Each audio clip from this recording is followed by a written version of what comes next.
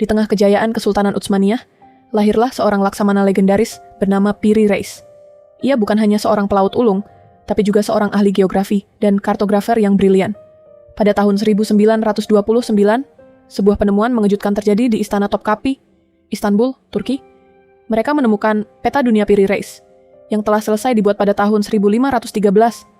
Keakuratan peta ini sungguh luar biasa, terutama dalam menggambarkan garis pantai timur Amerika. Piri Reis sendiri menyatakan, ia menyusunnya dari sekitar 20 peta sumber yang berbeda. Sumbernya meliputi peta-peta Portugis, bahkan peta kuno yang didapat dari intelijen militer Utsmaniyah. Yang paling menarik, Piri Reis mengklaim menggunakan peta yang berasal dari Christopher Columbus.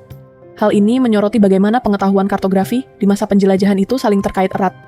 Namun, misteri sebenarnya tersembunyi di bagian paling selatan peta tersebut. Peta Piri Reis menunjukkan benua misterius di lokasi yang sekarang kita kenal sebagai Antartika. Bukan hanya Antartika yang terpetakan, tetapi terpetakan dengan garis pantai tanpa es. Faktanya, Antartika secara resmi baru ditemukan oleh para penjelajah pada abad ke-19, sekitar 300 tahun kemudian. Para peneliti terkejut, mengapa peta dari tahun 1513 bisa menunjukkan daratan di bawah lapisan es? Klaim ini memicu hipotesis tentang peradaban kuno yang hilang dan pernah hidup di sana.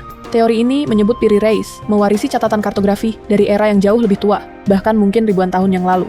Beberapa peneliti menduga peta ini berasal dari pelaut-pelaut kuno yang memetakan Antartika sebelum es menutupinya. Secara tidak langsung, peta ini menyiratkan adanya teknologi pemetaan yang sangat maju di masa prasejarah.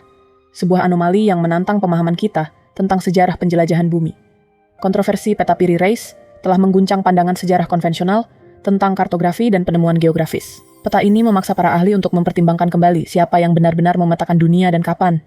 Namun, pencarian tanpa akhir terhadap bukti peradaban yang hilang seringkali mengalihkan perhatian dari fakta-fakta yang ada.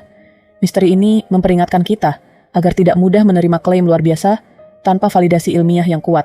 Secara empiris, peta Piri Reis adalah peta portolan khas abad ke-16, akurat di sekitar Laut Mediterania dan Atlantik. Peta portolan dikenal menggunakan proyeksi yang secara inheren menghasilkan distorsi besar-besaran di garis lintang selatan. Banyak ahli berpendapat, Antartika adalah hasil dari kesalahan proyeksi, melebih-lebihkan atau memutar garis pantai Amerika Selatan. Ada kemungkinan Piri Reis juga menyertakan Terra Australis Incognita, benua selatan hipotetis yang umum pada zaman itu. Analisis modern yang ketat menunjukkan tidak ada bukti ilmiah kuat yang mendukung akurasi kartografi Antartika tanpa es.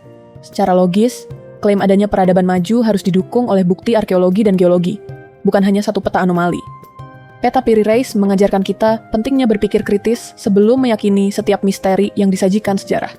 Namun, kita harus menghargai peta ini sebagai warisan kartografi dan kecerdasan Utsmaniyah abad ke-16. Peta Piri Reis tetap menjadi monumen abadi bagi laksamana yang memetakan dunia di ambang era baru.